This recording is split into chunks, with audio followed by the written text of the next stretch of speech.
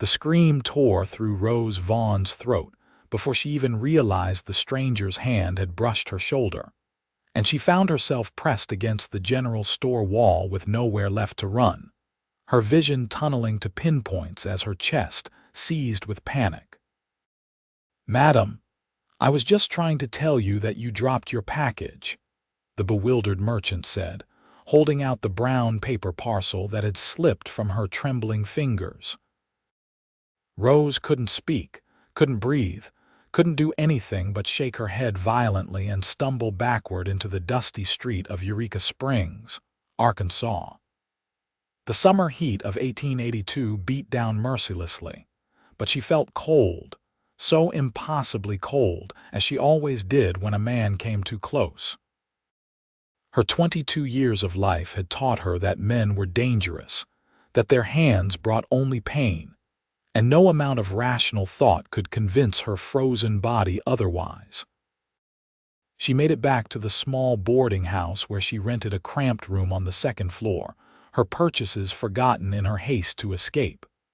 Mrs. Patterson, the elderly proprietress, looked up from her knitting with concern etched across her weathered face. "Another bad spell, dear?" she asked gently. Rose could only nod, her throat still tight with remembered terror. She climbed the narrow stairs to her room and locked the door behind her, sliding down to sit with her back against the solid wood. Her father's fists, her uncle's cruelty, the ranch hand who had cornered her in the barn when she was 17. The memories never faded, never softened. They lived in her bones, in the instinctive recoil of her body whenever a man entered her space. She had come to Eureka Springs 6 months ago, fleeing the small farm outside Little Rock where she had grown up.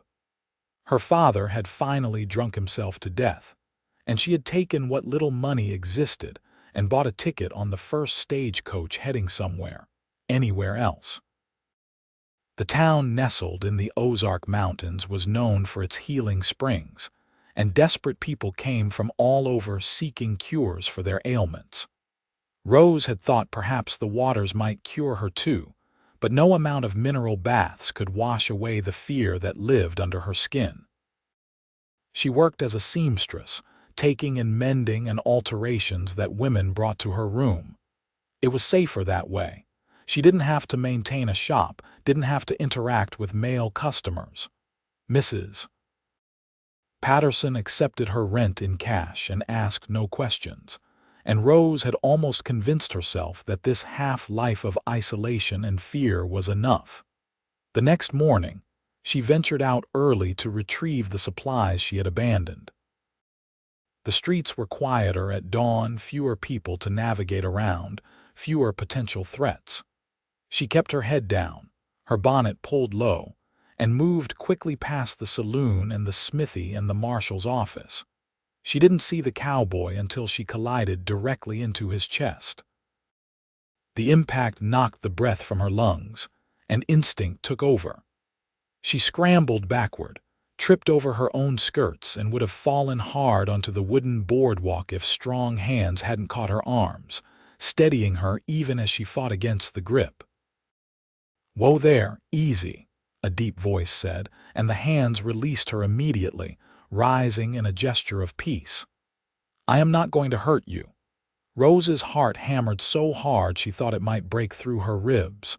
Her vision swam, black spots dancing at the edges. She forced herself to look up at the man, to assess the threat, to determine which direction to run. He was tall, probably near 30, with sun-weathered skin and dark hair that needed cutting. His clothes marked him as someone who worked outdoors, cattle rancher most likely, all worn denim and dusty leather. But it was his eyes that caught her attention. They were a startling shade of gray-green, and they held something she didn't expect, genuine concern and a careful distance. He had taken 3 full steps backward, giving her space, his hands still raised. "I apologize, madam. I wasn't watching where I was walking. Are you hurt?" Rose shook her head mutely, her throat too tight for words. She wanted to run. every nerve in her body screaming at her to flee, but her legs wouldn't cooperate. She stood frozen, a rabbit caught in a snare of her own making. The cowboy studied her face for a long moment, and she saw understanding dawn in his expression. He took another step back. "I will just be on my way then. Again, my apologies for startling you." He tipped his hat and walked away, leaving Rose trembling on the boardwalk. She watched him go, confusion mingling with her fear. Men didn't apologize. Men didn't step back. Men took what they wanted and laughed when you cried. She made it to the general store in a daze, retrieved her package, and hurried back to the boarding house. But all day, as she worked on hemming a dress for the mayor's wife, she kept thinking about those gray-green eyes and the way he had immediately given her space. It meant nothing, she told herself. One moment of decency didn't change anything. But 3 days later she encountered him again. She was at the town well, drawing water in the early morning when most sensible people were still sleeping. She had the bucket almost to the top when her grip slipped on the rope, and the bucket plunged back down with a splash that echoed up from the depths. "Damn it," she whispered, one of the few curses she allowed herself. "Need some help?" the same deep voice asked from behind her. Rose spun so fast she nearly lost her footing. The cowboy stood about 10 feet away, his hat in his hands, his posture deliberately relaxed and non-threatening. "I did not mean to startle you again," he said quickly. "I can go get someone else to help if you would prefer. Mrs. Patterson, perhaps, or the marshal's wife." Rose found her voice, though it came out rough and uncertain. "The bucket fell." "I gathered that." He smiled slightly, but there was no mockery in it. "I have pretty good aim with a rope. I could pull it up for you if you would like. Or I could go get someone else, whatever makes you more comfortable." "You would get someone else?" The question surprised her. Men didn't ask what she wanted. They just did what they pleased. Of course. He said it like it was the most obvious thing in the world. "You are afraid, and I am a stranger. No sense making you more uncomfortable just because I am standing here." Rose considered this. The sun was rising higher, and soon the streets would fill with people. She desperately wanted to be back in her room before that happened. "You can get the bucket," she said quietly, "but please do not come closer than you are now." "Yes, madam." He moved slowly to the well, keeping his distance from where she stood. He had to lean over the stone edge to grasp the rope, and it took him several minutes of careful work to retrieve the bucket. He set it on the edge of the well and stepped back. All set. Rose approached cautiously and picked up the bucket. It was heavy, and water sloshed over the sides as she tried to lift it. "Would you like me to carry it to Mrs. Patterson's place?" he asked. "I can walk ahead of you so you can see me the whole time." It was such a strange offer, so carefully considered for her comfort, that Rose found herself nodding before she could think better of it. True to his word, the cowboy hoisted the bucket and walked several paces ahead of her down the street. He didn't try to make conversation, didn't look back at her, just carried the water to the boarding house and set it on the porch steps. "Have a good day, madam," he said, tipping his hat before walking away. Rose stood staring after him, the bucket forgotten at her feet. "That is Simon Aldridge," Mrs. Patterson said from the doorway, startling Rose. "He owns a ranch about 5 miles out of town. Good man. Lost his wife 2 years back in childbirth, along with the baby. Been quiet and sad ever since, but he is always kind to folks." Rose absorbed this information silently. A widower. A man who had loved and lost. It didn't make him safe, she reminded herself. Sad men could still be dangerous. Grieving men could still hurt you. But over the following weeks, she kept encountering Simon Aldridge in town. And each time he maintained the same careful distance, the same deliberate courtesy. He never approached her directly, never tried to force conversation, but if she dropped something or struggled with a package, he would quietly offer assistance and respect whatever boundaries she set. It was bewildering. Rose had spent her entire adult life avoiding men, and here was one who seemed content to exist in her peripheral vision, helpful but never intrusive, present but never threatening. One morning in late August, she arrived at the well to find him already there, filling his own bucket. She froze, ready to turn back, but he noticed her and immediately stepped away from the well. "It is all yours, madam. I just finished." He picked up his bucket and started to walk past her, maintaining his usual wide berth. "Wait," Rose heard herself say, surprising them both. Simon stopped, looking at her with those patient gray-green eyes. Rose swallowed hard, her heart racing. "Why do you do that? Keep your distance from me." "Because you are afraid," he said simply. "And I have no desire to be another thing in this world that frightens you. You noticed." It wasn't a question. Hard not to. You look like a cornered animal every time a man gets within 10 feet of you. There was no judgment in his voice, just observation. "Figured something bad must have happened to make you that way. Figured the least I could do was try not to make it worse." Rose stared at him, this stranger who had somehow seen her when she had spent months trying to be invisible. "I do not understand you. Not much to understand. My mama raised me to be respectful of women, and that means respecting when they do not want me around." He shifted the bucket to his other hand. "But I will admit, I have been hoping that maybe, eventually, you might not mind me being around quite so much. No pressure, though. I know trust is earned, not demanded." "Earned," Rose repeated softly. "One gentle day at a time," Simon said. "That is the only way I know. Force a colt before it is ready, you will break its spirit. But patience and consistency, that builds something real." He paused. "I should probably mention I am not very good with flowery words or fancy speeches. I am just a rancher who thinks you have the prettiest eyes I have ever seen and would like to get to know you better. But only if you want that too." Rose's breath caught.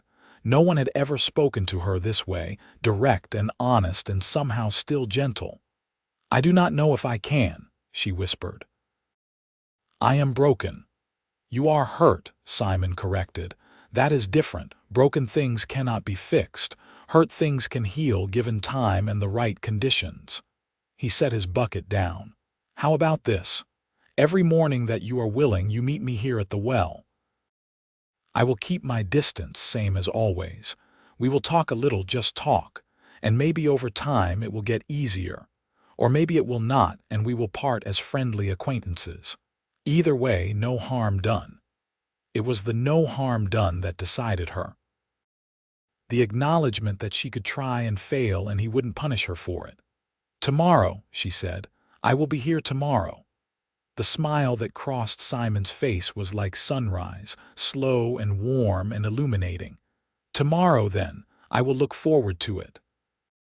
He picked up his bucket and left, and Rose stood alone by the well, wondering what she had just agreed to and why her heart felt lighter than it had in years. The next morning, she almost talked herself out of going. She sat on the edge of her bed, watching the sky lighten outside her window, listing all the reasons this was a terrible idea. He could be lying.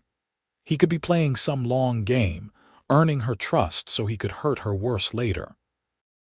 He could be like all the other men who had touched her without permission and laughed at her tears. But he could also be exactly what he appeared to be, a voice whispered in her mind. "And if you never try, you will never know." She went to the well. Simon was already there, leaning against the stone edge with his hat pushed back on his head. When he saw her approaching, he straightened and moved several feet away, giving her space to access the water. "Good morning," he said. "Good morning." Rose focused on lowering the bucket into the well, grateful for something to do with her hands. "Nice weather we are having," Simon offered. "Not too hot yet.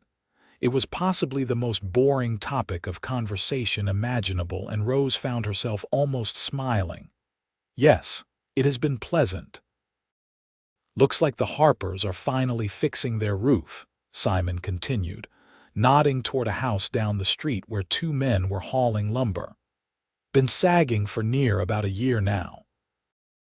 They continued this inane small talk for perhaps 10 minutes, discussing roofs and weather and crops, never venturing into anything personal or meaningful. And yet Rose found her shoulders slowly relaxing, her breathing coming easier. There was safety in the mundane, comfort in the ordinary. When her bucket was full, Simon tipped his hat. "Same time tomorrow." "Yes," Rose said, and meant it. They met every morning for 2 weeks, their conversations gradually expanding beyond weather and town gossip. Simon told her about his ranch, the 100 head of cattle he raised, the 2 horses he was training. Rose found herself talking about her sewing, the challenges of getting a hem perfectly straight, the satisfaction of completing a difficult piece. He never asked about her past, never questioned why she lived alone or why men frightened her. He just showed up every morning with his easy patience and terrible jokes about cattle that somehow made her laugh despite herself.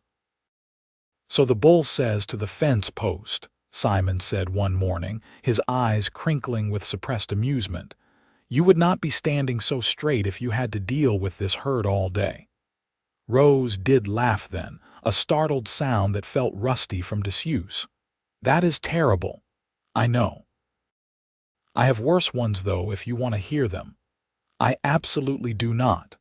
"Noted."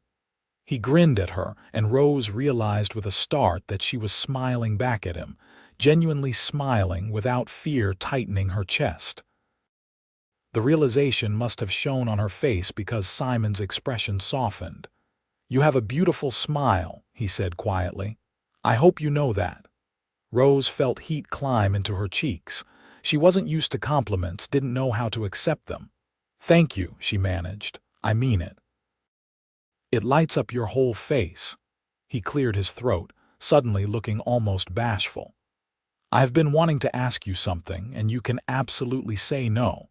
But there is a church social this Saturday, and I was wondering if you might consider attending with me. Lots of people around, very public, nothing threatening. I would keep my distance same as always." Rose's immediate instinct was to refuse. A social event meant crowds, meant men, meant too many opportunities for someone to get too close. But she found herself hesitating, actually considering it. "I would stay right beside you the whole time," Simon added. "Well, not beside you, but near enough that you could see me. And if you got uncomfortable, we could leave immediately. No questions asked." "Why are you so patient with me?" Rose asked, the question bursting out before she could stop it. "Why do you keep trying?" Simon was quiet for a moment, his gaze drifting to the mountains visible beyond the town. "My wife, Emma, she was afraid of storms," he said finally. "Something about when she was a little girl, a tornado tore through her town and killed her best friend. Every time clouds gathered, she would shake and cry, and nothing I could say would convince her that she was safe." He looked back at Rose. "I learned that fear is not rational. You cannot logic someone out of it, but you can be present for them. You can be steady and reliable so they know they have somewhere solid to stand while they work through it." "I am sorry about your wife," Rose said softly. "Thank you. I miss her every day." His voice was steady, but she could hear the old grief underneath. "But that is life, isn't it? We love, we lose, we keep going. Emma would have liked you, I think. She had a soft spot for wounded creatures. We always had half a dozen stray cats around the ranch because she couldn't turn them away." Rose thought about this, about a woman who collected broken things and a man who had learned patience through love and loss. "I will go to the social with you," she said, "but I might need to leave early." "That is more than fine. We can leave any time you want." Simon's smile was back, bright and genuine. Should I meet you here Saturday at 3? The social starts at 4.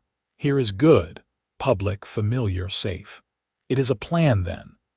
Saturday arrived with cloudless skies and temperatures warm enough to make Rose grateful for her lightest cotton dress. She had debated for hours what to wear, finally settling on a pale blue dress with a high collar and long sleeves. It was modest and proper and covered enough of her to feel protected. Mrs. Patterson had helped her pin up her hair, chattering excitedly about the social and how lovely it was that Rose was finally getting out. Rose hadn't told her about the daily meetings at the well, hadn't mentioned that this was the culmination of weeks of careful trust-building. It felt too fragile to speak about, like naming it might break the spell. Simon was waiting at the well, dressed in what were clearly his best clothes, dark trousers and a pressed white shirt with a string tie. He had shaved and trimmed his hair, and Rose felt a flutter of something unfamiliar in her chest. Not fear, something else, something warmer. "You look beautiful," he said, and the sincerity in his voice made her blush. "Thank you. You clean up nicely yourself." They walked to the church together, Simon maintaining his usual distance of several feet. Rose appreciated that he didn't try to offer his arm or insist on walking beside her. He understood that proximity was still difficult, that she needed space to feel safe. The social was being held in the field behind the church, with tables set up laden with food and a small group of musicians tuning their instruments in preparation for dancing. There were at least 50 people milling about, maybe more, and Rose felt her chest tighten at the crowd. "We can stay on the edges," Simon said quietly, somehow reading her distress. "Plenty of room over by those trees where it is less crowded." They made their way to the periphery of the gathering, and Rose found she could breathe a little easier with open space at her back and fewer bodies pressing close. Simon kept his promise, staying within her line of sight but not hovering. When someone would approach them, he would casually position himself between Rose and the newcomer, a subtle barrier that she appreciated more than she could say. An older woman named Mrs. Campbell came over to talk about a dress she wanted Rose to make, and Rose found herself discussing fabric and measurements while Simon stood a few feet away, pretending to be fascinated by the contents of his lemonade glass. "That young man is smitten with you, Mrs. Campbell said with a knowing smile. "I can always tell. We are just friends," Rose said automatically. Well, you could do worse. The Aldridge family has a good reputation. His father was a fair man, and Simon takes after him." She patted Rose's arm, and Rose managed not to flinch at the contact. "You think about that blue silk we discussed. It would look lovely on you." As the afternoon progressed, Rose found herself relaxing incrementally. The social was actually pleasant, the food was good, and watching the dancers was entertaining. Simon brought her plates of food and glasses of lemonade, always approaching slowly and setting them down within her reach rather than handing them directly to her. "Are you enjoying yourself?" he asked during a lull in the festivities.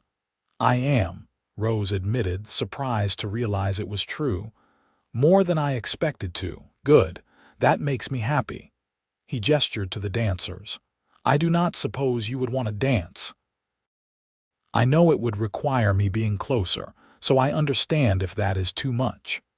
Rose watched the couples spinning across the grass, their faces flushed with exertion and joy. She wanted to say yes. The desire surprised her with its intensity. She wanted to feel normal, wanted to do the things that other young women did without fear closing her throat. "Maybe," she said. "Maybe not today, but maybe someday." "Someday sounds perfect." Simon's smile was gentle. "I will wait for someday." They stayed until the sun started sinking toward the horizon, painting the sky in shades of orange and pink. Simon walked Rose back to the boarding house, and for the first time, She found herself wishing the evening didn't have to end. "Thank you for inviting me," she said when they reached the porch. "I had a good time." "Me too. Best social I have attended in years." Simon hesitated, then said, "I know we have been meeting at the well most mornings, but I was wondering if maybe sometimes we could vary the routine a bit. Maybe sit on the church steps and talk or walk around the town square. Change of scenery might be nice." "You are trying to help me get more comfortable in different situations," Rose realized. "Only if you want to. I am not trying to push you, I promise. But I figure the more places you feel safe, the easier life might be." He was right, and Rose knew it. She had been hiding in her room for months, venturing out only when necessary. If she was ever going to truly live instead of just exist, she needed to reclaim more of the world. "All right. Tomorrow at the church steps." "Tomorrow at the church steps," Simon agreed. Their routine expanded over the following weeks. They met in different locations around town, always in public, always with Simon maintaining careful distance. They talked about everything and nothing, shared stories from their childhoods that didn't touch on the painful parts. Rose learned that Simon had grown up on the ranch his grandfather had started, that he loved the land with a depth that bordered on spiritual. Simon learned that Rose had always loved sewing, that she had taught herself by unpicking old dresses and studying how they were constructed. One morning in September, they were sitting on a bench in the town square when Simon said casually, "I need to go to Fayetteville next week to meet with a cattle buyer. Trip will take 3 days, maybe 4. I will miss our morning meetings." Rose felt a pang of disappointment that caught her off guard. She had grown to depend on these daily interactions, looked forward to them in a way she hadn't anticipated. "That is fine. You have a business to run. I was thinking," Simon continued slowly, "that maybe you would want to come along. Separate rooms at the hotel, of course, completely proper. But Fayetteville is a bigger town, has some nice shops, might be interesting for you to see." "Travel with you." Rose's heart started racing. "I do not know, think about it, no pressure either way. But I would enjoy the company, and I think you might enjoy the adventure." He stood, preparing to head back to his ranch. "Let me know by Friday if you want to go." Rose thought about little else for the next 3 days. The idea of traveling with Simon, of spending multiple days in his company, was both thrilling and terrifying. She had never traveled with a man who wasn't family, and even those experiences had been fraught with danger and fear. But Simon had proven himself over and over. He had kept every promise, respected every boundary. If she was ever going to try trusting a man, Simon Aldridge was the one to try with. On Thursday morning, she found him at their agreed meeting spot by the livery stable. "I will go to Fayetteville with you," she said before she could lose her nerve. "If the offer is still open." The joy that lit Simon's face was almost overwhelming.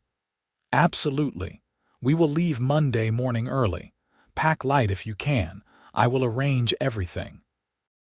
Monday dawned clear and cool, the first real hint of autumn in the air. Simon had rented a wagon for the journey, one with a covered back filled with supplies and a wooden bench up front for driving. When Rose saw it, she hesitated.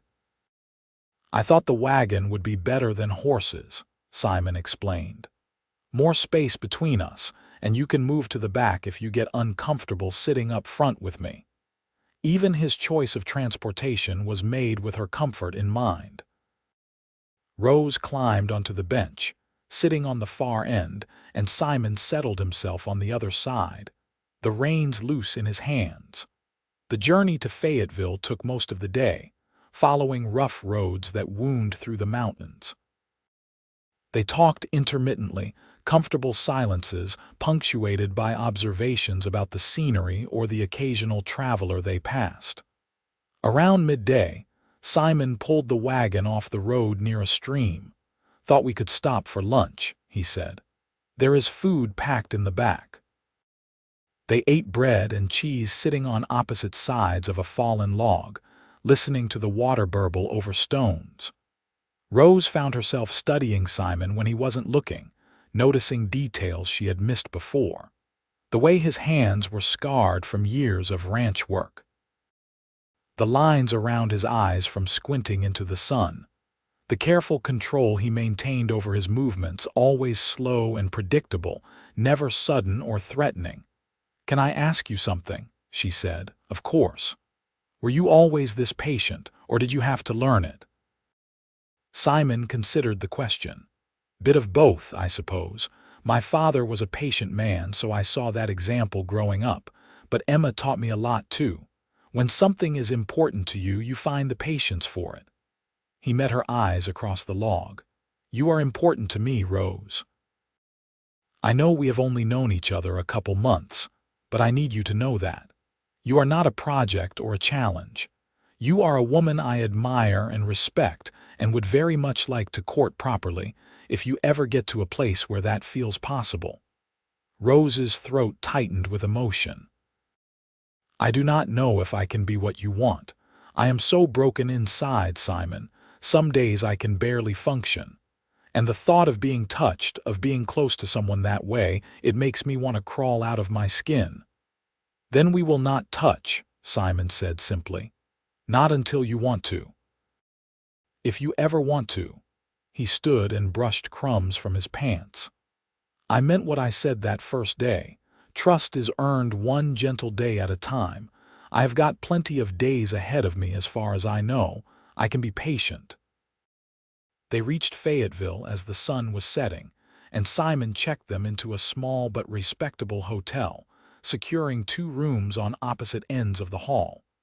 He carried Rose's bag up to her door and set it down in the hallway. "Lock your door," he said. "I am in room 12 if you need anything. We can meet for breakfast in the dining room at 8, if that suits you." "That suits me fine." Rose locked her door and leaned against it, her heart full of confused feelings she couldn't name. She was exhausted from the journey, from the emotional weight of spending so much time in Simon's presence. But she was also exhilarated, proud of herself for taking this risk, for pushing past the fear that had ruled her life for so long. She slept poorly, waking several times to check that the door was still locked. But when she made her way downstairs in the morning, she found Simon waiting in the dining room with a pot of coffee and a gentle smile, and some of the tension eased from her shoulders. They spent the day exploring Fayetteville while Simon conducted his business. Rose visited a fabric shop and marveled at the selection, so much broader than what was available in Eureka Springs. Simon bought her 3 yards of beautiful emerald silk, insisting it would bring out the green flecks in her hazel eyes. "You do not have to buy me things," Rose protested weakly. "I know I do not have to. I want to. Let me do this one thing for you." That evening they ate dinner in the hotel dining room, and Rose realized she felt almost comfortable sitting across a table from Simon. His presence had become familiar, reassuring rather than threatening. "Can I tell you something?" she said as they finished their meal. "Always." Rose took a deep breath. "My father used to beat me, and my uncle, he did worse. And then when I was 17, one of the ranch hands, he cornered me in the barn and he—" She couldn't finish the sentence, but she saw understanding in Simon's eyes. "I thought I would die from what he did to me. I wanted to die. And ever since then, I cannot bear to have men near me. My body just freezes up and I cannot breathe and I cannot think." Simon's jaw was tight, his hands clenched around his coffee cup, but his voice was gentle when he spoke. "I am so sorry that happened to you. No one deserves that. No one. I am telling you because I need you to understand what you are getting into with me. I might never be able to be a proper wife to someone. I might never be able to tolerate being touched that way. And that is not fair to you to invest all this time and patience if I can never give you what you want." "What I want," Simon said carefully, is you, however you can be. If that means we never share a bed, then we never share a bed. There are different kinds of partnerships, Rose.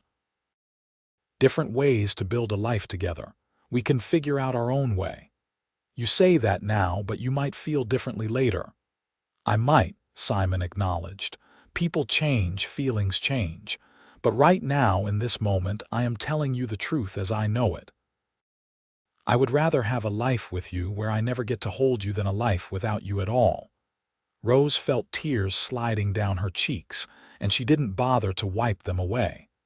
I do not know if I believe you, but I want to. I really, really want to. Then let me keep proving it to you. Simon reached across the table, his hand stopping several inches from hers, palm up in invitation. We will figure this out together, one gentle day at a time. Rose looked at his hand, calloused and scarred, and offered without demand. Her own hand trembled as she lifted it. The fear was there, screaming at her to pull back, to run, to protect herself. But beneath the fear was something else. Hope, fragile and new and terrifying in its own way.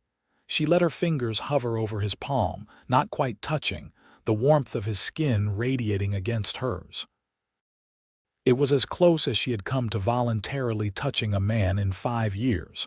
Her breath came fast and shallow, her vision starting to tunnel, but she held her position, fighting against the instinct to flee. That is enough, Simon said softly, withdrawing his hand. That was brave, Rose. You were very brave. I did not even touch you, you tried. That is what matters. He stood from the table. It is getting late, we should probably get some rest. Long drive back tomorrow. They climbed the stairs together, and when they reached Rose's door, Simon said, I am proud of you. For telling me your story, for trying with your hand, for coming on this trip at all. You are stronger than you know. I do not feel strong.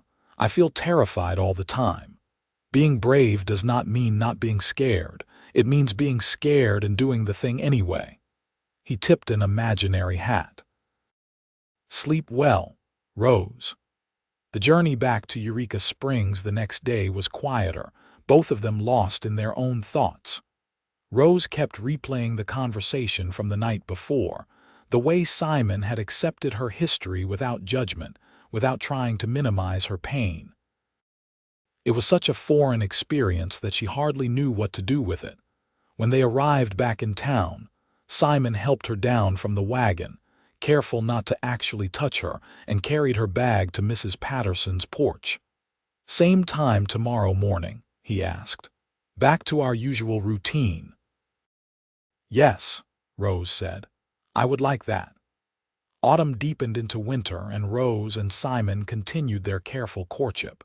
She grew comfortable enough with him that they could sit on the same bench, though still with space between them. She could hand him things without panicking. She could even tolerate him walking beside her rather than several paces away. It was slow progress, glacially slow, but it was progress nonetheless. In November, Simon invited her to visit his ranch for the first time. Rose agreed, though her stomach churned with nervousness the entire wagon ride out of town. The ranch was beautiful, nestled in a valley with mountains rising on 3 sides. The house was modest but well-maintained, and there was a barn and several outbuildings scattered across the property. I built most of this with my father and brothers, Simon said as he helped Rose down from the wagon, his hand hovering near her elbow without touching. My brothers moved on to start their own places, but this land has always felt like home to me. He showed her around the property, introducing her to his horses and the cattle grazing in the far pastures. There was a pride in his voice when he talked about the ranch, a deep connection to the land, and the work that Rose found appealing. Emma is buried on that hill, Simon said, pointing to a small rise overlooking the valley. She loved the view from up there, used to sit and watch the sunset whenever she could. You still miss her? Rose asked. Every day, but the grief is softer now, less sharp. I can remember the good times without it breaking me apart." He turned to look at Rose. She would want me to be happy again, would want me to find love again if I could. I know that sounds convenient for me to say, but it is true. We used to talk about it sometimes, what we would want if one of us died. She made me promise I would not spend the rest of my life alone. "It does not make me angry that you loved her," Rose said, "if that is what you are worried about. I just want you to know that there is room in my heart for both. The love I had for Emma and the love I am building for you, they do not cancel each other out." Love. He had said love. Rose's heart stuttered at the word. "Is it too soon to say that?" Simon asked, reading her expression. "I do not want to scare you off." "I do not know what I feel," Rose admitted. "I care about you. I trust you, which is more than I ever thought I would be able to say about a man. But love, I do not know if I know what that feels like. That is fair. There is no rush to figure it out." Simon gestured back toward the house. "Come on. I will make us some coffee and you can tell me if you think those curtains are salvageable or if I need to hire you to make new ones." They spent the afternoon in the ranch house, and Rose found herself imagining what it would be like to live there, to wake up to those mountain views every morning. It was a dangerous line of thought, presumptuous even, but she couldn't quite stop herself. December brought the first snow, dusting the mountains white and making the morning meetings more challenging. Simon started picking Rose up from the boarding house rather than having her walk to their meeting spot, driving the wagon carefully over icy roads. Christmas was approaching, and the town buzzed with preparations for the church pageant and various celebrations. Rose had never enjoyed the holidays much. They had been tense affairs in her childhood home, usually ending with her father drunk and violent. But this year felt different. Simon invited her to Christmas dinner at the ranch, and Rose found herself actually excited about the prospect. Mrs. Patterson helped her make a spice cake to bring, and she wrapped the scarf she had knitted for Simon in brown paper tied with string. Christmas morning dawned cold and clear. Simon picked her up early, the wagon bed filled with supplies for the elaborate meal he had planned. At the ranch, Rose helped him prepare the food, working in the kitchen while he handled the heavier tasks. It felt domestic and comfortable in a way that made Rose's chest ache with longing. They ate their Christmas dinner at the small kitchen table, and afterward, Simon presented her with a box wrapped in red fabric. "I hope this is appropriate," he said, suddenly looking nervous. "If it is too much, just tell me." Rose unwrapped the package to find a beautiful leather journal, the cover tooled with an intricate floral design. "Simon, this is lovely. I thought maybe you could use it to sketch dress designs or just write down your thoughts, whatever you wanted." He cleared his throat. "There is something else, too." He pulled a folded piece of paper from his pocket and handed it to her. Rose unfolded it to find a deed, the legal language dense and formal. "I do not understand," she said. "That is the deed to 20 acres on the eastern edge of my property." "I had it transferred to your name." Simon spoke quickly, the words tumbling out. "I am not trying to pressure you into anything. This is not contingent on you marrying me or even continuing to court me. This is just land, your land, that you can do whatever you want with. Build a house, sell it, let it sit empty. Whatever you choose. I just wanted you to have something that was yours that no one could ever take away from you." Rose stared at the deed, her hands shaking. "Why would you do this?" "Because you deserve security. You deserve to know that you have options, that you are not dependent on anyone's charity or goodwill. That land is yours, free and clear, no strings attached." "There are always strings," Rose whispered, the old fear rising in her throat. "Men do not just give women things without expecting something in return." "I do," Simon said firmly. "I give you this expecting nothing except that you will use it however you see fit. If you decide tomorrow that you never want to see me again, that land is still yours. If you decide to marry someone else someday, that land is still yours. It is not a bargaining chip or a manipulation. It is a gift given freely. Rose felt tears sliding down her cheeks again. I do not know what to say. You do not have to say anything. Just accept it. Let yourself have this one good thing without questioning the motives behind it. Simon reached into his pocket again and pulled out a handkerchief, setting it on the table between them. Here, you can use this. Rose picked up the handkerchief and wiped her eyes, her mind reeling. Land.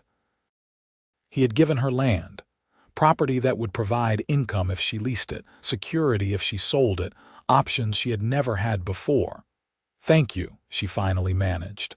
This is the most generous thing anyone has ever done for me. You are welcome. Simon smiled. Now, are you going to make me wait in suspense about what you got me, or can I open my present? Rose laughed shakily and handed him the wrapped scarf. He opened it with the enthusiasm of a child, immediately wrapping it around his neck despite being indoors. This is perfect. I needed a new scarf. How did you know? I noticed yours was falling apart. Rose felt a warm glow of pleasure at his obvious delight. I am glad you like it. They spent the rest of the afternoon sitting by the fireplace, talking and occasionally falling into comfortable silence. When Simon drove Rose back to town that evening, she found herself reluctant to leave, to return to her small room and solitary existence. Thank you for today, she said as they pulled up in front of the boarding house. It was the best Christmas I have ever had. Me too, Simon said softly. Emma's grave was the best Christmas I have had in 2 years. The new year arrived with a cold snap that kept most people indoors. Rose used the time to work on a special project, a shirt for Simon made from fine cotton she had ordered from Fayetteville. She poured hours into getting every detail perfect, the collar just right, the sleeves exactly the proper length. When she finally finished it in late January, she brought it to him at their morning meeting, suddenly shy about presenting her work. I made you something, she said, thrusting the wrapped package at him. Simon opened it carefully and held up the shirt, his eyes widening. Rose, this is beautiful. This is the nicest shirt I have ever owned. I wanted to thank you for everything you have done for me. For your patience and your kindness and the land and just for being you. Rose twisted her hands together. I also wanted to tell you something. I have been thinking about what you said about courting me properly, and I think I would like that. Officially, I mean, I want to be courting you. Simon's face broke into a grin so wide it must have hurt. Yes, if the offer is still open. The offer will always be open for you. He clutched the shirt to his chest. Can I hug you? I really want to hug you right now, but I know that is probably too much. Rose's breath caught.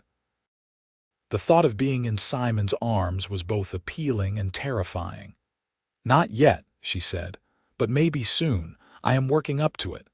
Take all the time you need. I am not going anywhere. February brought a thaw, the snow melting off the mountains and turning the roads to mud.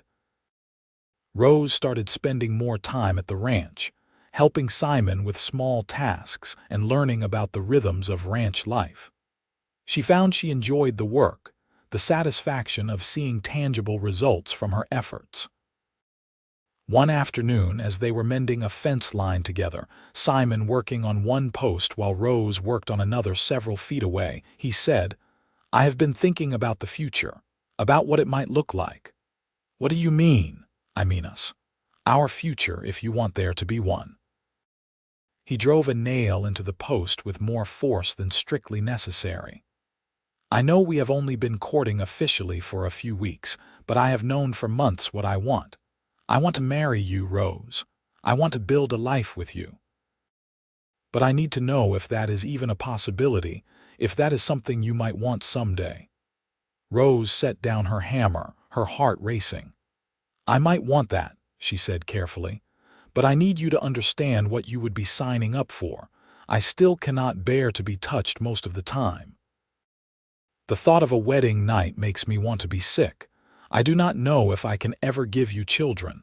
I do not know if I can ever be a normal wife. I do not want a normal wife. I want you." Simon abandoned his post and walked toward her, stopping at the distance he knew she needed. "Whatever we build together, it will be ours. We will make our own normal. And as for children, I would love to have them with you if that becomes possible. But if it does not, then it does not. There are other ways to build a family if we decide that is important to us." "You make it sound so simple." "It is simple. Not easy, but simple. I love you, you love me, or at least you are learning to. We both want to be together. Everything else is just details we can figure out as we go." He paused. "You do love me, don't you? Or am I presuming too much?" Rose looked at him, really looked at him.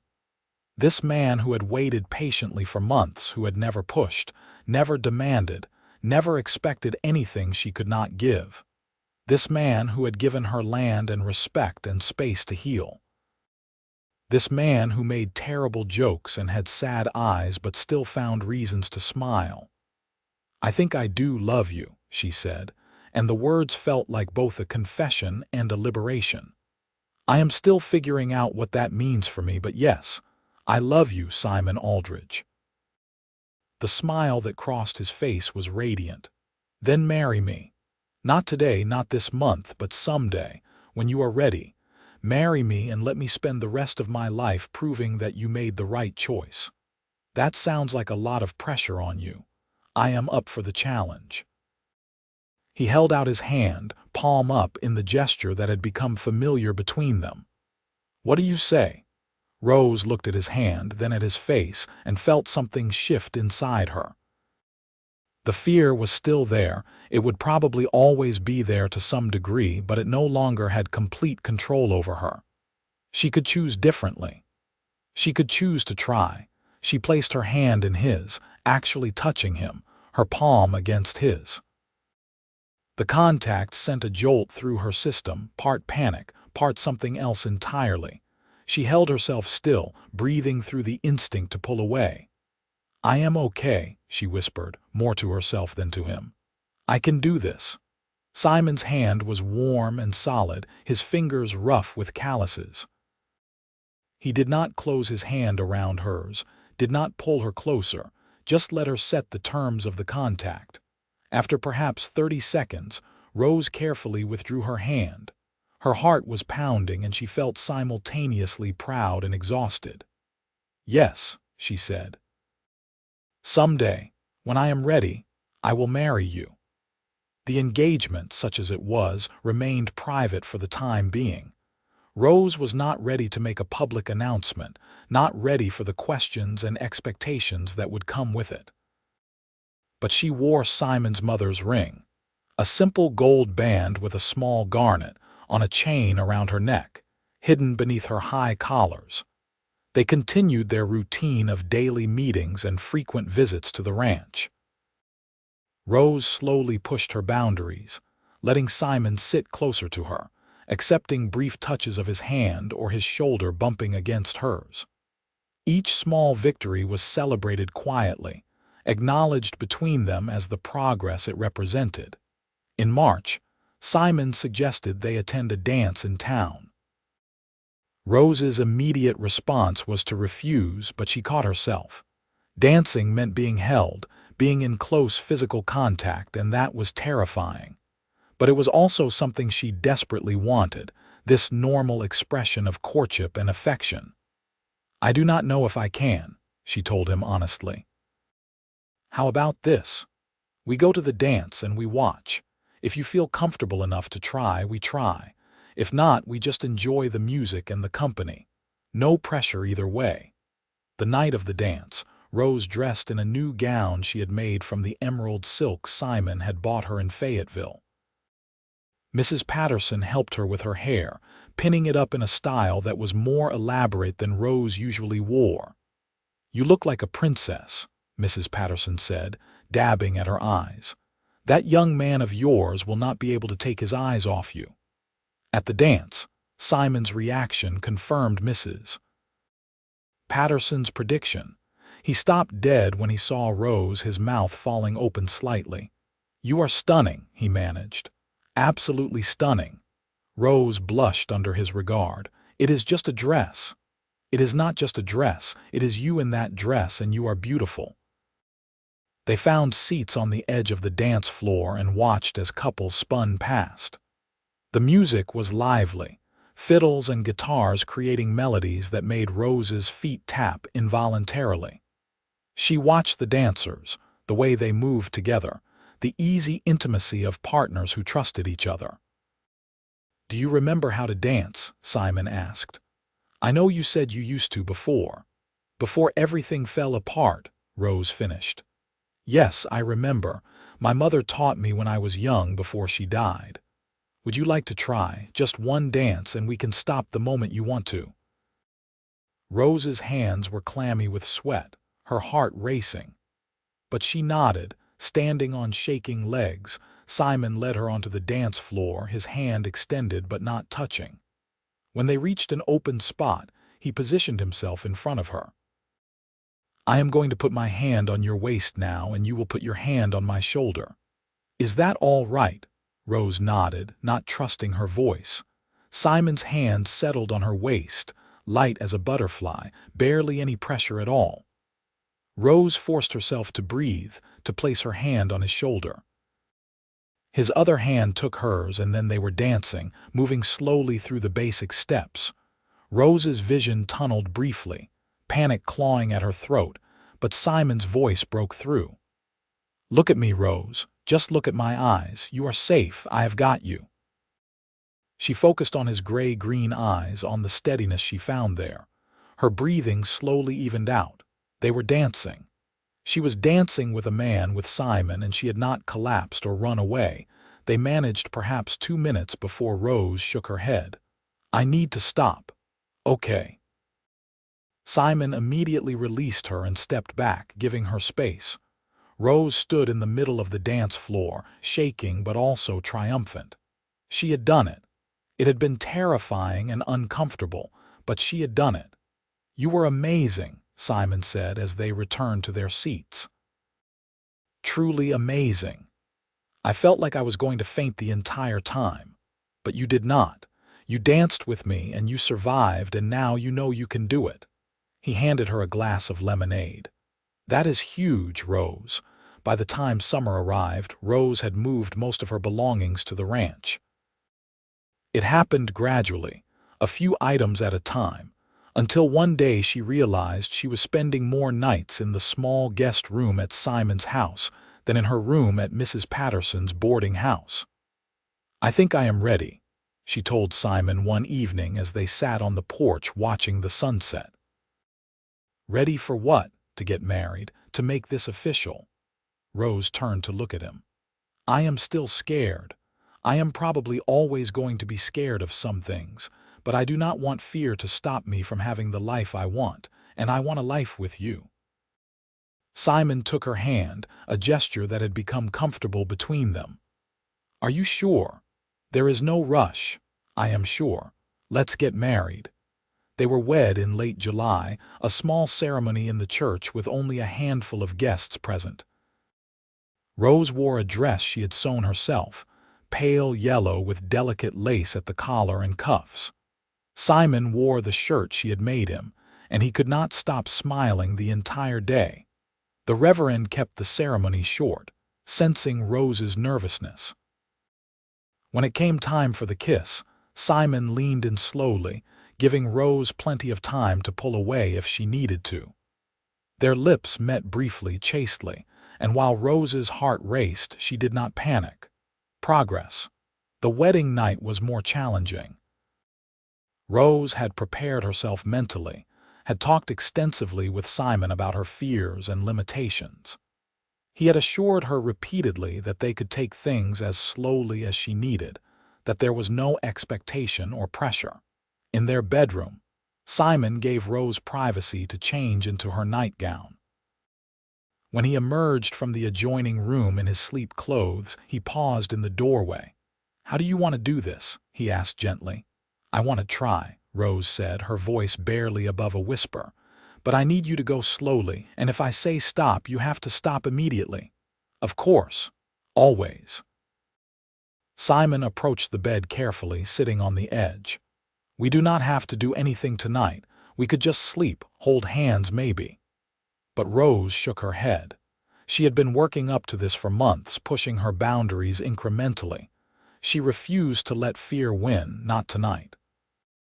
"Come to bed," she said. What followed was halting and awkward, with Rose panicking twice and needing Simon to back off completely while she caught her breath. But Simon was patient and gentle, letting her control the pace entirely, and eventually Rose found that she could tolerate his closeness, could even find some pleasure in it despite her fear. It was not the passionate wedding night of novels or fantasies, but it was theirs, and when they finally fell asleep with Simon's arm carefully draped over her waist, Rose felt a sense of accomplishment that went beyond the physical act. She had faced her demons and survived. She had chosen intimacy despite her terror, and the world had not ended. The next morning, Simon woke before her and slipped out of bed carefully so as not to disturb her. When Rose finally emerged from the bedroom, she found him in the kitchen making breakfast, humming tunelessly. "Good morning, wife," he said with a grin. "Good morning, husband." Rose found herself smiling back. "That sounds strange to say." "It does. Good strange, though." He set a plate of eggs in front of her. "How are you feeling?" "Sore, tired, but okay. Better than okay, actually." She picked up her fork. "Thank you for being patient with me last night. Always. That is not going to change just because we are married now." Simon sat across from her with his own plate. "We have the rest of our lives to figure things out. No rush." The first year of marriage was an adjustment for both of them. Rose had to learn to live with someone else's rhythms and habits, to share space in a way she never had before. There were difficult days when her fear returned full force, when she could not bear to be touched at all, and Simon had to sleep in the guest room to give her the space she needed. But there were also beautiful days. Days when Rose woke up wrapped in Simon's arms and felt safe instead of trapped. Days when they worked side by side on the ranch and fell into bed exhausted and content. Days when Rose realized she was happy, genuinely happy, for the first time in her adult life. In the spring of their second year of marriage, Rose realized she was pregnant. The discovery was both joyful and terrifying. She had not thought she could conceive, had assumed her trauma had somehow broken that part of her. But here she was, growing a new life inside her, and she had no idea how to feel about it. "I am scared," she admitted to Simon when she told him the news. "What if I cannot do this? What if I am a terrible mother?" "You will not be a terrible mother. You will be wonderful." Simon knelt in front of where she sat on the porch steps, taking her hands. "And I will be right there with you every step of the way. We will figure it out together, same as we figure everything else out." The pregnancy was difficult, with Rose sick for months and increasingly uncomfortable as she grew larger. But Simon was attentive and helpful, taking over tasks that became too physically demanding and rubbing her swollen feet in the evenings. Their son was born in late November, a squalling red-faced infant they named Thomas after Simon's father. Rose's labor was long and frightening, bringing back memories of pain and helplessness she had thought she had moved past. But when the midwife finally placed Thomas in her arms, all the fear melted away. "He is perfect," Rose whispered, tears streaming down her face. "Simon, look at him." "He is perfect." Simon stood beside the bed, his own eyes wet. "He looks like you, same nose. He has your eyes, though, gray-green." Thomas proved to be a fussy baby, colicky and difficult to soothe. There were many sleepless nights in those early months, with Rose and Simon taking turns walking the floor with their crying son. Rose struggled with the overwhelming responsibility of keeping another human alive, the constant vigilance required. But slowly, she found her footing as a mother. She learned Thomas's cries, could distinguish between hungry and tired and uncomfortable. She sang him songs her mother had sung to her, rocked him in the chair Simon had made especially for nursing. And gradually, Thomas's crying decreased, replaced by gurgles and eventually laughing smiles. "You are a natural," Simon said one evening, watching Rose feed Thomas. "I know you did not think you would be, but you are." "I love him so much it terrifies me," Rose admitted. "I did not know it was possible to love someone this much. I know. I feel the same way about both of you." When Thomas was 6 months old, Rose found herself pregnant again. This time the news was less shocking, though no less overwhelming. Their daughter, Margaret, arrived 15 months after her brother, an easier baby who slept well and smiled often. The ranch thrived under Simon's careful management, and he expanded the herd significantly. Money was not abundant, but it was sufficient, and Rose took pride in the life they had built together. She continued her sewing, making clothes for the children, and occasionally taking on projects for other ranch wives. As the children grew, Rose found herself healed in ways she had not anticipated. Loving her children, caring for them, teaching them, somehow softened the jagged edges of her trauma. She would never be entirely free of the fear, the memories of what had been done to her, but they no longer controlled her life the way they once had. She could be touched now without panic, could be held, could be loved, could even initiate intimacy with Simon on occasion. It had taken years of patience and gentle persistence, but the frozen, terrified woman who had arrived in Eureka Springs was gone, replaced by someone stronger, braver, more whole. On their 10th wedding anniversary, Simon surprised her with a picnic on the hill where Emma was buried. It was not a morbid choice. Rose had come to appreciate the view from that spot, the way you could see the entire valley spread out below. "I wanted to bring you here because this is where I used to come when I felt most lost," Simon explained as they spread a blanket on the grass. Thomas and Margaret were with Mrs. Patterson for the day, giving their parents rare time alone. "And I wanted you to know that I do not feel lost anymore. You saved me, Rose. You gave me a reason to live fully again." "You saved me too," Rose said. "I was so broken when we met. So convinced I would never be able to trust or love or have any kind of normal life. But you were patient with me. You earned my trust one gentle day at a time, just like you said you would. It was not a burden. Loving you has been the easiest thing I have ever done." Simon reached into his pocket and pulled out a small wooden box. "I made you something." Inside the box was a carved wooden heart, smooth to satin softness, with their initials intertwined on one side. "It is beautiful," Rose said, running her fingers over the carving. "I wanted you to have something that represented us, something solid and lasting, like what we have built together." Simon took her hand. "I know our marriage has not always been easy.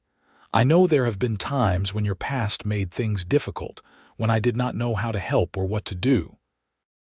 But I have never once regretted choosing you, not for a single second."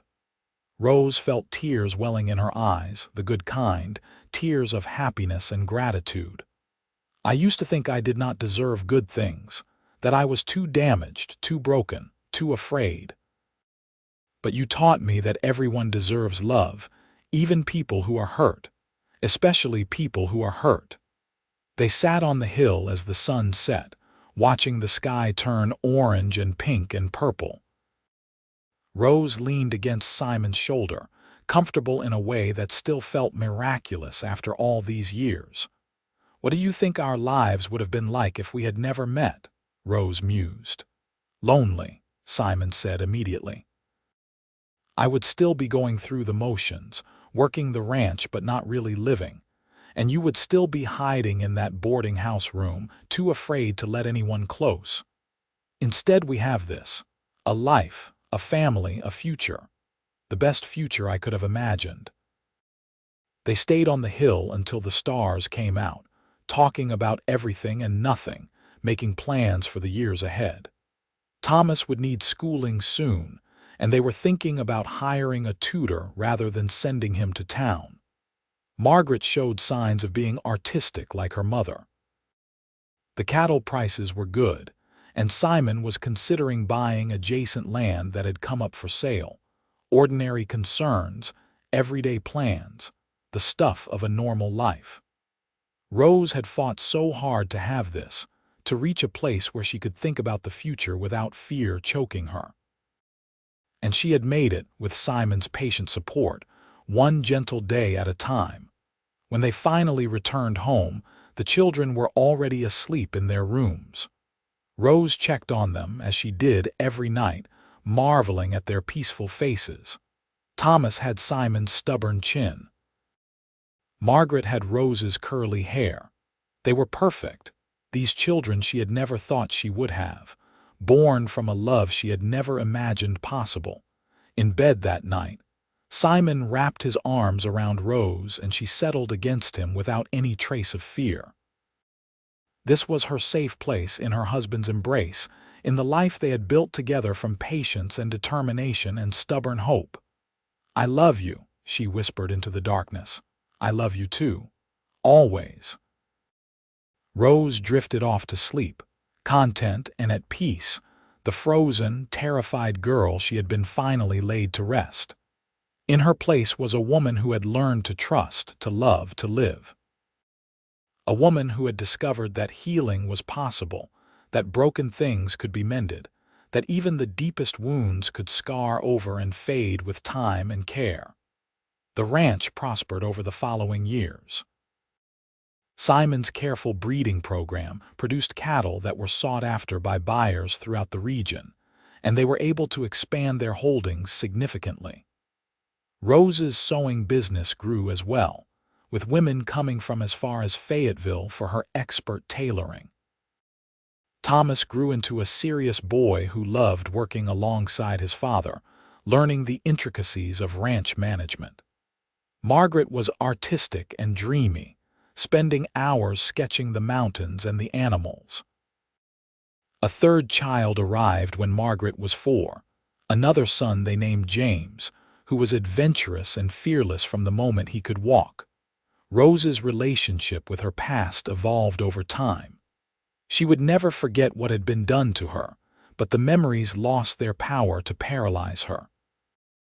She learned to live with them the way one lives with an old injury that aches in bad weather, present but manageable. She even found herself able to speak about her experiences occasionally, helping other women in town who carried their own traumas. There was a young woman who came to her for sewing lessons, flinching every time Rose moved too quickly, and Rose recognized the signs immediately. She shared her story carefully, offering hope that healing was possible, that fear did not have to be permanent. "Does it ever go away completely?" The young woman asked, her voice barely above a whisper. "No," Rose answered honestly, "but it gets quieter. It stops being the loudest voice in your head, and you learn that you are stronger than it, that you can build a life despite it." When Thomas was 15, he announced his intention to take over the ranch eventually, and Simon glowed with pride. They began planning the expansion in earnest, with Thomas's input valued and considered. Margaret showed no interest in ranching, but her artwork was beautiful, and Rose encouraged her to pursue it, sending samples to galleries in larger cities. James remained the wild child, always climbing trees or racing horses or getting into some manner of trouble. He kept Rose on her toes, and she found she loved his fearless spirit even as it terrified her. "He does not know to be afraid," Simon observed one day, watching James attempt to ride a barely broken colt. Because we never taught him that the world was something to fear. We taught him to be careful, Rose corrected, but not afraid. There is a difference. There is, and it is a good difference. On their 20th wedding anniversary, Simon arranged for a photographer to come to the ranch. It was an extravagance, but he insisted, wanting a formal portrait of their family. They dressed in their finest clothes, and Rose styled Margaret's hair while Simon helped Thomas with his tie and tried to keep James still long enough to brush his hair. The resulting photograph captured them all, frozen in time. Simon stood tall and proud, his hand on Thomas's shoulder. Rose sat with Margaret on one side and James on the other, all of them looking at the camera with varying degrees of patience. But what struck Rose most when she saw the finished photograph was the happiness evident in every face. They looked like what they were, a family, whole and loved and complete. Rose had that photograph framed and hung it over the fireplace in the parlor. Sometimes she would stop and look at it, marveling at how far she had come from the terrified woman who had flinched from a stranger's kindness at a well. The years continued to pass, bringing the usual mix of joy and sorrow that makes up a life. They lost Mrs. Patterson, who passed peacefully in her sleep at the age of 86. Rose mourned her like the mother figure she had been. Simon's eldest brother died in a riding accident, leaving a widow and 3 children that Simon and Rose helped support until the family got back on their feet. But there were happy occasions too. Thomas married a rancher's daughter from Fayetteville, a practical girl named Sarah who fit seamlessly into ranch life. Margaret's artwork was displayed in a gallery in Little Rock, and several pieces sold for impressive sums. Even James, the wild one, eventually settled down somewhat, though he never lost his adventurous spirit. Rose became a grandmother when Thomas and Sarah welcomed a daughter they named Rose in her honor. Holding that tiny baby, seeing her son as a father, Rose felt the circle of life closing in the most beautiful way. She thought about the grandmother she had been named for, a woman she had never met, and hoped she would have been proud of the woman Rose had become. "You are going to spoil her rotten," Simon teased, watching Rose coo at the baby. "That is what grandmothers are supposed to do," Rose replied primly. "I am just fulfilling my role." As Rose moved into her 50s, she found herself looking back on her life with a sense of wonder. She had survived things that could have destroyed her. She had built a life from the ashes of her trauma, created a family where there had been only loneliness, found love where there had been only fear. And it had all started with a cowboy who said he would earn her trust one gentle day at a time. A man who had kept that promise day after day, year after year, never wavering in his patient determination to help her heal. "Do you remember the first time we met?" Rose asked Simon one evening as they sat on their porch, watching the sun set over the mountains. "Of course. I ran into you on the boardwalk, and you looked at me like I was going to murder you right there in broad daylight." Simon shook his head. "I knew right then that something terrible must have happened to you to put that kind of fear in someone's eyes. And you decided to do something about it." "I decided to try. I did not know if it would work, if you would ever trust me, or if I would just be another man you had to avoid, but I had to try." He took her hand, the gesture as natural as breathing after so many years. "Best decision I ever made." "The best decision I ever made was letting you try, trusting you enough to meet you at that well every morning." Rose squeezed his hand. "You gave me my life back, Simon. You showed me that not all men are dangerous, that I could love and be loved, that I deserved happiness." "You always deserved happiness. You just needed someone to help you see it." They sat in comfortable silence as darkness fell and stars began appearing in the vast sky. Inside the house, they could hear Thomas and Sarah putting little Rose to bed, could hear Margaret practicing a new song on the piano, could hear James regaling his siblings with some outrageous story from his latest adventure. The sounds of family, of life, of love. The sounds of everything Rose had thought she could never have, made real through patience and determination and stubborn, gentle hope.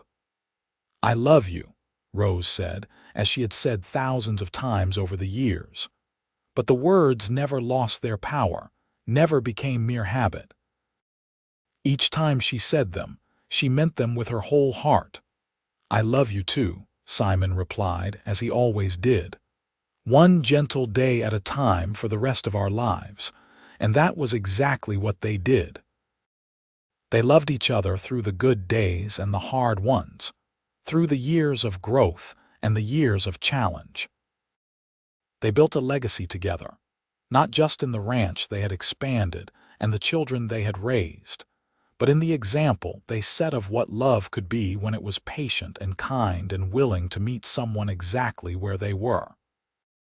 Rose never forgot the woman she had been, frozen and afraid, certain that love was impossible for someone as damaged as her. But she also never forgot that she had been wrong, that healing was possible, that trust could be earned one gentle day at a time, and that even the most broken hearts could learn to love again. Years later, when Rose was gray-haired and Simon moved more slowly, they would sit on that same porch and watch their grandchildren play in the yard. 5 grandchildren in total, with Thomas and Sarah adding 2 sons to their daughter, and Margaret eventually marrying and having 2 children of her own. James remained unmarried but was a beloved uncle who spoiled the children terribly. "You ever regret it?" Rose asked Simon during one of these afternoons. "Choosing me with all my difficulties and fears. You could have found someone easier." Simon turned to look at her with those gray-green eyes that had first shown her kindness all those decades ago. "Not even once. Easier would have been boring. You made me work for every smile, every laugh, every moment of trust, and that made those things infinitely more precious." He reached over and took her hand. "You were worth the wait, Rose Aldridge. You were worth every patient day, every careful word, every moment of gentleness. You were worth it all." Rose smiled, feeling tears prick her eyes the way they still did when Simon said something particularly tender. After all these years, he could still move her to tears with his words, still make her feel cherished and valued and loved beyond measure. "Thank you," she whispered. "For what?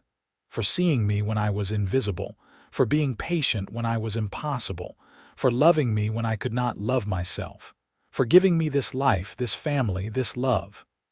Rose gestured to the yard where their grandchildren played. "For all of it." Simon lifted her hand to his lips and kissed it gently. "The pleasure has been entirely mine."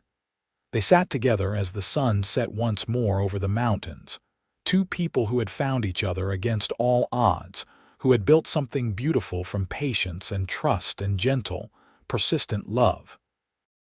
Rose leaned her head on Simon's shoulder, feeling his arm come around her, and thought about the girl she had been, so terrified and broken, so certain she was beyond help or hope.